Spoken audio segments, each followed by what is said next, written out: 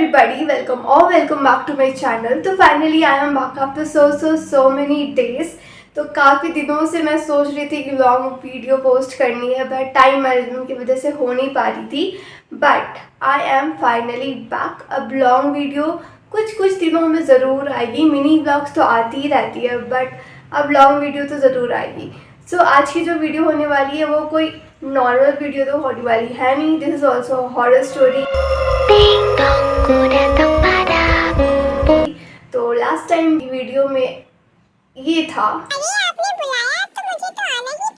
And उस video में इसने पूरी कलेश करके रख दी थी, बट डोंट वरी, आज की वीडियो में इसका कोई रोल नहीं है। एंड आज की जो स्टोरी होने वाली है वो है मेरी फ्रेंड की। So this is a horror story जो कि उसने एक्सपीरियंस किया था और उसने मुझसे शेयर किया था। बट हाँ, उसने मुझसे ये कहा था कि बस नाम रिवील मत करना, बट यू कैन शेयर। तो चलो लेट्स स्टार्ट कि क्या हुआ था।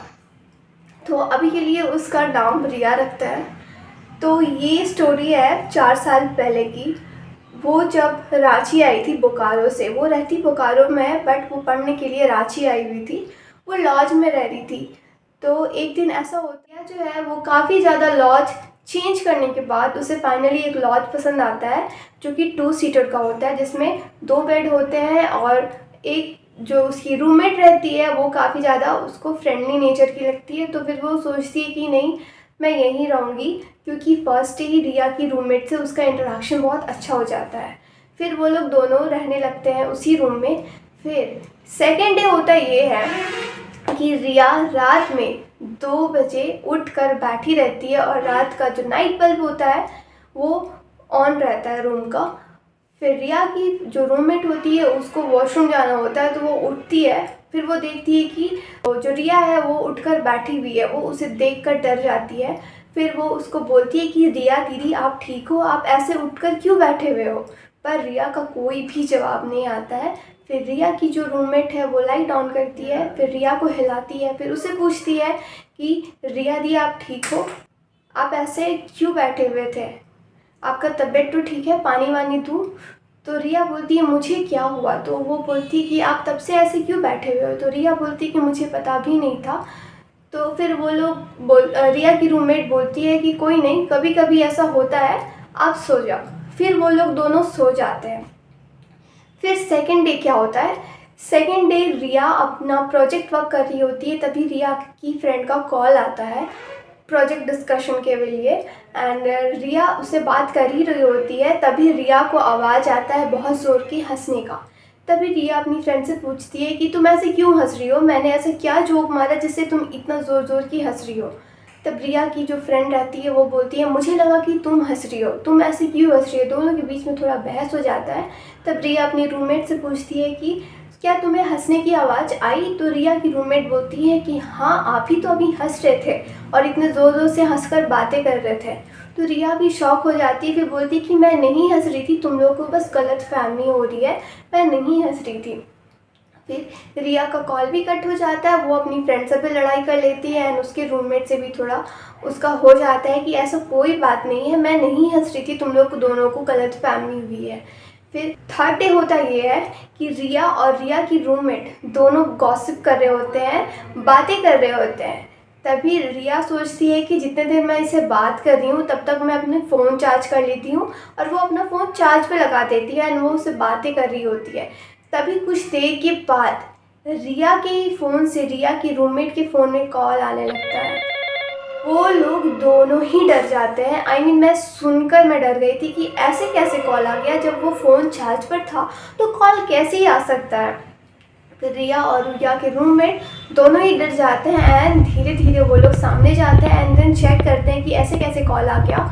एंड देन फिर वो लोग खूब सोचने लगते हैं कि ऐसे कैसे हो सकता है। फिर वो लोग ये चीज़ अपनी ऑनर को बताते हैं। तो रिया की ऑनर बोलती है मे भी तुम्हारा फ़ोन हैंग कर रहा हो जिसके वजह से कॉल आ गया हो, कोई नहीं, कभी कभी ऐसा होता है, तो बस तुम लोग इग्नोर करो। अगर ऐसे डरोगी तो फिर तुम लोग कैसे ही रह पाओगी?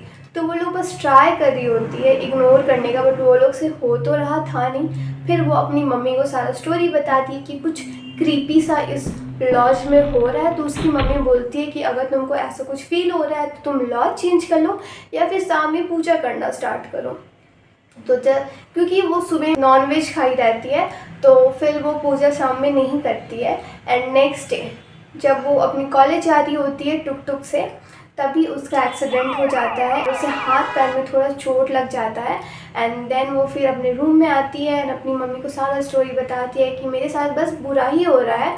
तो उसकी मम्मी बोलती है कि एक काम करो, तुम लॉज छोड़ो, मे बी लॉज में कुछ नेगेटिव कुछ तो होगा जिसकी वजह से एक साथ ही तुम्हारे साथ कुछ कुछ हो रहा है, तो तुम लॉज ही छोड़ दो। फिर वो सोचती है कि लॉज अब छोड़ना ही चाहिए। एंड देन 2-3 दिनों में वो बस ढूंढ रही होती है कि कहीं दूसरा लॉज मिल जाए, बट उसे कहीं भी लॉज नहीं मिल रहा होता है। एंड उसके साथ कुछ ना कुछ गलत सा हो रहा होता है। कभी उसे डांट मिल जाती थी या फिर कुछ नेगेटिव चीज़ें हो रही थी उसके साथ। एंड फाइनली वो सोचती है कि नहीं, अब मैं यहाँ नहीं रहूँगी, कुछ दिनों के लिए मैं घर चली जाती हूँ। तो अपनी मम्मी को बोलती है कि मैं घर जा रही हूँ, या तो आप मुझे लेने आ जाओ या तो मैं जा रही हूँ। जैसे ही वो जाने लगती है, रास्ते में उसका बड़ा एक्सीडेंट हो जाता है एंड उसके पैर में बहुत ज़ोर की चोट लग जाती है।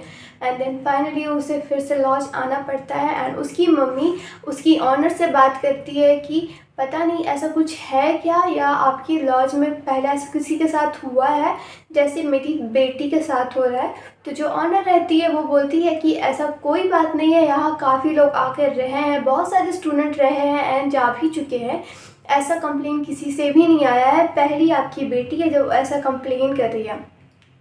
तो फिर उसकी मम्मी बोलती है कि तुम रोज़ दिन पूजा पाठ करो अगर तुमसे हो पाएगा तो। फिर उसकी मम्मी बोलती है कि नहीं, उसे घर ले ही आते हैं क्योंकि उसका तबीयत बहुत ज़्यादा बिगड़ने लगता है। फिर जैसे उसे घर लेकर आया जाता है, उसका तबीयत सच में बहुत ज़्यादा ख़राब हो चुका होता है। उसे पंडित के पास लिया जाता है। पहले तो डॉक्टर मेडिकल वाला सारा चीज़ हुआ रहता है।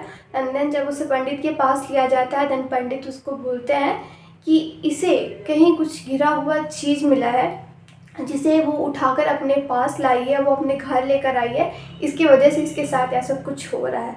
तो रिया की मम्मी उससे ट्राई करती है पूछने का कि क्या तुमको कुछ ऐसा मिला है जिसको तुम घर लेकर आई हो, या कुछ ऐसा कुछ है तुम्हारे पास जो कि तुमको बाहर से मिला है। तो रिया बताती है कि हाँ, मेरे को मोतियों वाला माला मिला था रास्ते में जो कि बहुत सुंदर लग रहा था।